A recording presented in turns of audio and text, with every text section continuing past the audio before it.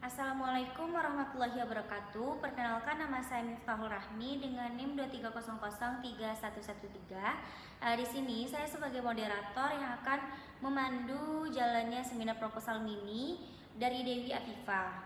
Selanjutnya kepada Dewi Afifa dipersilakan untuk menjelaskan seminar proposal. Baik, terima kasih kepada moderator. Sebelumnya perkenalkan, nama saya Dewi Afifa, NIM 2300381. Di sini saya akan mempresentasikan seminar proposal mini saya pada hari ini yang berjudul Peningkatan Kemampuan Membaca Kata Melalui Media Kincir Membaca pada Anak Berkesulitan Belajar dengan Omisi Huruf Single Subject Research di kelas 5 SD di SDN 15 Andure. Pada bab 1, latar belakang saya pada penelitian ini, yang pertama, anak berinisial Z ini mengalami kesulitan membaca berupa omisi atau menghilangkan huruf saat membaca kata. Yang kedua, anak ini belum mampu membaca kata secara lengkap. Yang ketiga, media kincir membaca ini dapat membantu pengenalan huruf, suku kata, dan kata secara lebih menarik. Identifikasi masalah pada penelitian saya ini ada 3. Yang pertama, kesalahan omisi huruf saat membaca. Yang kedua, membaca belum lancar dan masih terbata-bata pada murid.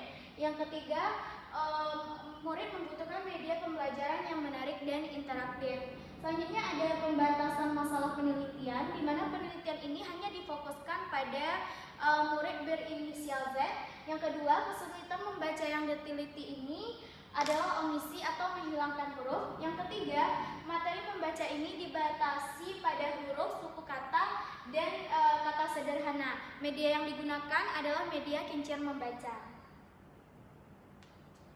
Rumusan masalahnya yaitu apakah penggunaan media kincir membaca ini dapat mengurangi kesalahan omisi huruf saat membaca kata pada murid berkesulitan belajar berinisial Z ini. Tujuan penelitian ini untuk mengetahui pengaruh penggunaan media kincir membaca dalam meningkatkan kemampuan baca kata sederhana pada anak berkesulitan belajar yang mengalami kesulitan membaca berupa omisi, yaitu menghilangkan penelitian. Pada penelitian ini ada 2, yaitu manfaat penelitian teoritis dan manfaat penelitian praktis. Manfaat penelitian teoritis ini diharapkan dapat berkontribusi dalam pengembangan penelitian pendidikan khususnya dalam pembelajaran membaca awal bagi anak-anak berkebutuhan khusus yang mengalami kesulitan belajar. Yang kedua, manfaat praktis itu bagi anak, penelitian ini diharapkan dapat mendukung peningkatan keterampilan membaca awal pada anak. Bagi guru, penelitian ini dapat berfungsi sebagai media pembelajaran membaca alternatif yang menarik, interaktif, dan dapat disesuaikan dengan karakteristik serta kemampuan anak-anak.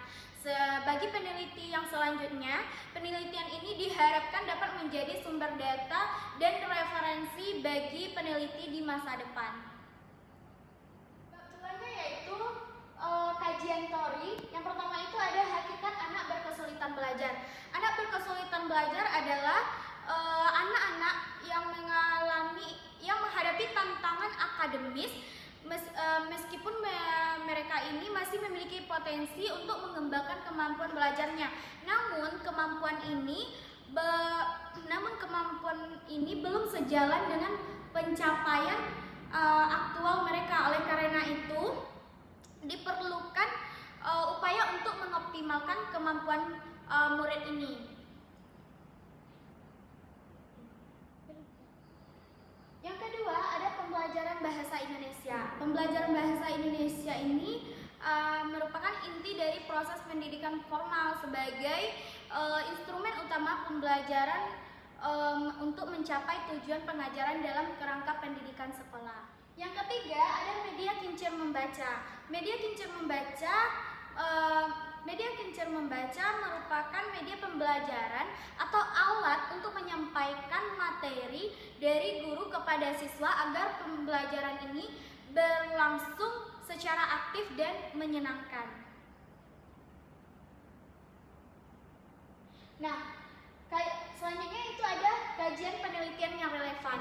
Yang pertama itu ada menurut Hani Sonia tahun 2022, di mana media kincir ini menurut Hani Sonia efektif untuk meningkatkan kemampuan membaca siswa. Yang kedua itu ada menurut Widiana, Kania, dan Utami, di mana media kincir membaca ini efektif untuk meningkatkan kemampuan keaksaraan awal aktual anak. Selanjutnya yang ketiga ada menurut Misela Zakarias tahun 2026, media kincir huruf ini efektif untuk meningkatkan kemampuan membaca permulaan bagi Selanjutnya ada kerangka berpikir, di mana kerangka berpikirnya yang pertama kondisi awal dan masalah. Anak berkesulitan belajar ini mengalami hambatan membaca permulaan berupa omisi huruf pada saat membaca kata sederhana.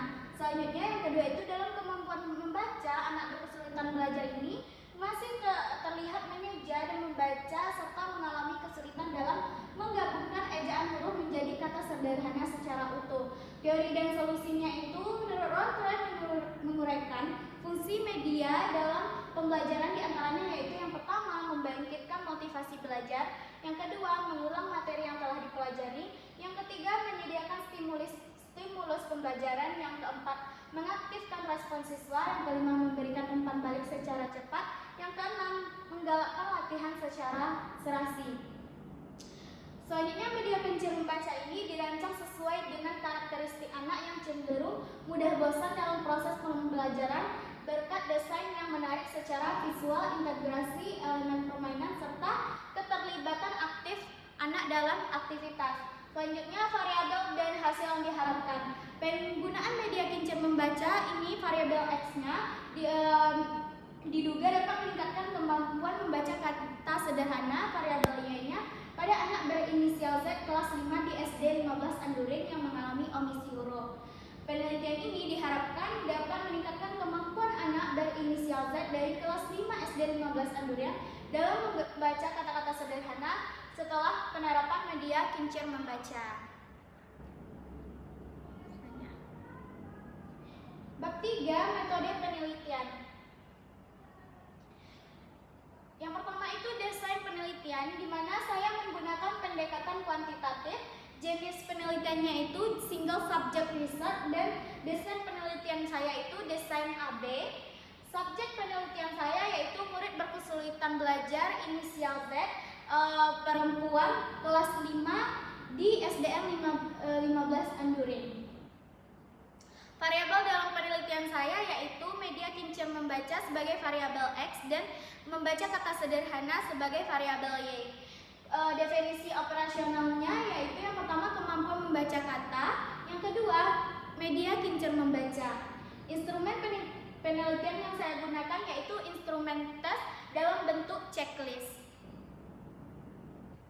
Prosedur penelitian saya yang pertama yaitu fase baseline atau A, yang kedua itu fase intervensi atau B, menggunakan media kincir membaca. Teknik pengumpulan data yang saya gunakan yaitu metode pengumpulan data atau tes perbuatan. Yang kedua, alat pengumpulan datanya itu yaitu instrumen tes. Teknik analisis data yang saya gunakan yaitu analisis data dalam kondisi dan analisis data antar kondisi. Baik, sekian, terima kasih hasil presentasi saya pada hari ini. Saya kembalikan kepada moderator. Terima kasih saya ucapkan kepada Dewi yang telah memaparkan hasil seminar proposal mininya. Saya sebagai moderator mohon maaf atas kesalahan. Assalamualaikum warahmatullahi wabarakatuh.